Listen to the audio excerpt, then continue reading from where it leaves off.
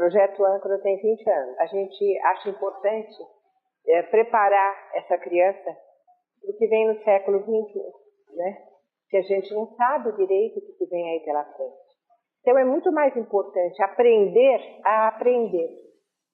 Assim você desenvolve a autonomia da criança. Aqui na nossa escola não tem série, então se eu tenho o mesmo nível de autonomia que a outra pessoa, eu vou estudar junto com ela.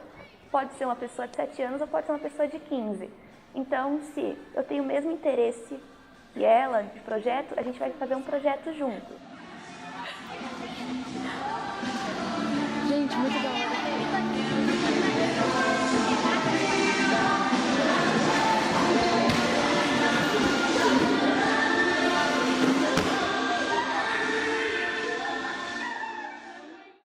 Assim como a gente não tem aula e não tem aquelas cadeiras enfileiradas, professor na frente da lousa, a gente também tem um outro método de estudar mesmo, que é a metodologia por projeto. É todo o desenvolvimento e os nossos projetos, eles surgem através de sonhos. Então, por exemplo, agora a gente está num projeto que é para o intercâmbio. Então, a gente está com um sonho, um objetivo, que é ir para Portugal, para Tamera, uma comunidade que tem lá. E a gente tem que estudar sustentabilidade, tem que estudar inglês, e agora a gente está arrecadando dinheiro para tentar ir.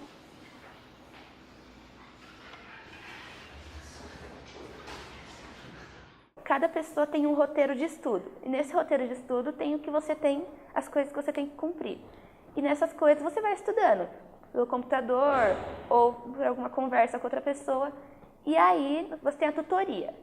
E nessa tutoria você vê com o seu tutor o que você conseguiu cumprir.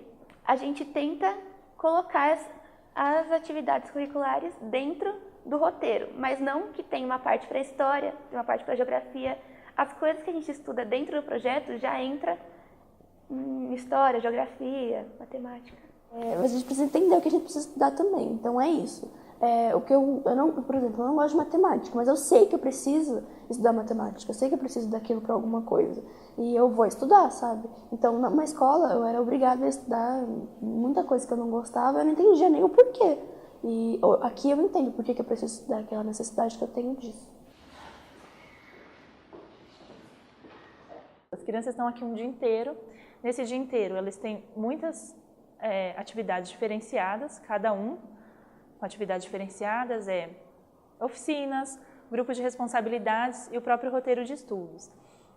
E eles organizam o dia deles, cada criança, a partir dos compromissos que eles têm. Então, eles têm uma tabela de atividades fixas, eles olham toda manhã essa tabela, colocam o que é atividade fixa. Exemplo, tem o circo toda terça-feira das 9h30 às 10h30. Hoje é terça, então esse horário eu já coloco minha oficina. Tem o skate, tem o kart, tem a oficina de cerâmica. E o restante dos horários eu consulto o meu roteiro de aprendizagem. Então, hoje eu preciso acabar essa pesquisa aqui da música em inglês, porque tem uma atividade do karaokê amanhã e eu ainda não ensaiei o suficiente. Eu tenho esse texto aqui para eu revisar, fazer a segunda versão de uma produção textual.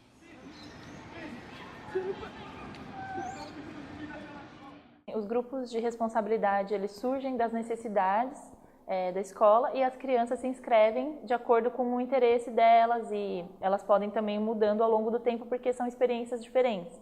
Então, exemplo, hoje vou dar alguns exemplos de grupos de responsabilidade que a gente tem hoje. Grupo de responsabilidade da biblioteca, é o que eu medio, grupo de responsabilidade dos computadores, do bullying. Todos os grupos pensam questões específicas, mas envolvendo todas as crianças. Elas pensam estratégias para cuidar daquilo na escola e não necessariamente elas fazem. Exemplo, o grupo da limpeza. Não é que o grupo da limpeza vai fazer a limpeza toda do âncora, mas pensar questões como manter a nossa escola sempre limpa, como é que a gente pode colaborar com a limpeza, o espaço que a gente encontra limpo, como é que a gente mantém.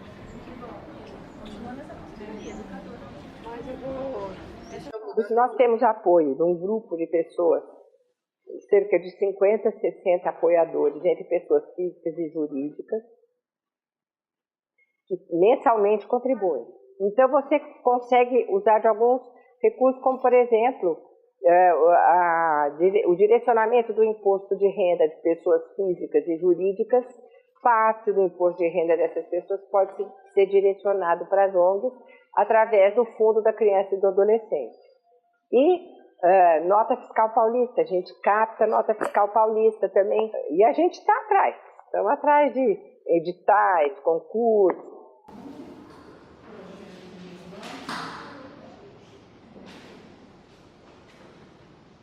Então, a filosofia é mais essa mesmo.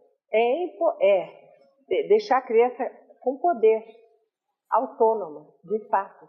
E com capacidade de reflexão, que é muito importante. Não aceitar tudo que informam como se fosse a mais pura verdade.